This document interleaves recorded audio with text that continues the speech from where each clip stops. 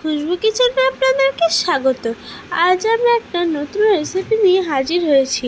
রেসিপিটা হলো পাউরুটি রসমালাই। তো চলুন উপকরণ কী কী নিয়েছি বলে দিচ্ছি। পাউরুটি নিয়েছি, দুধের সর নিয়েছি, 2 প্যাকেট গুঁড়ো দুধ, চিনি আর অ্যালমন্ড, আর নিয়েছি দুধ, দুধটা কিন্তু রেড কাউয়ের, আর নিয়েছি 2টো এলাচ আর কন্ডেন্সার মিল্ক। এরপর আমি পাউরুটির সাইডগুলোকে কেটে দিচ্ছি।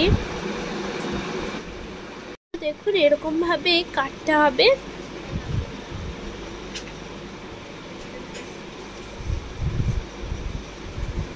এরপর মালাইটাকে রেডি করার জন্য আমি নিয়েছি দুধ, এটাকে একটু জাল করে নেব।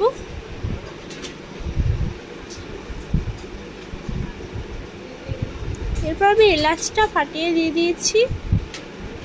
এরপর দিয়ে দিয়েছি কালার আসার জন্য কেশর দিয়ে দিয়েছি।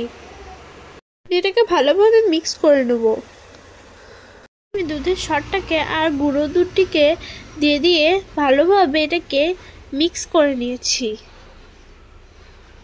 এরপর এটা ভালোভাবে ভেতরে দিয়ে দিয়েছি, আর এটাকে ঢাকা দেওয়ার পর এগুলোকে ভালোভাবে কেটে নিয়েছি।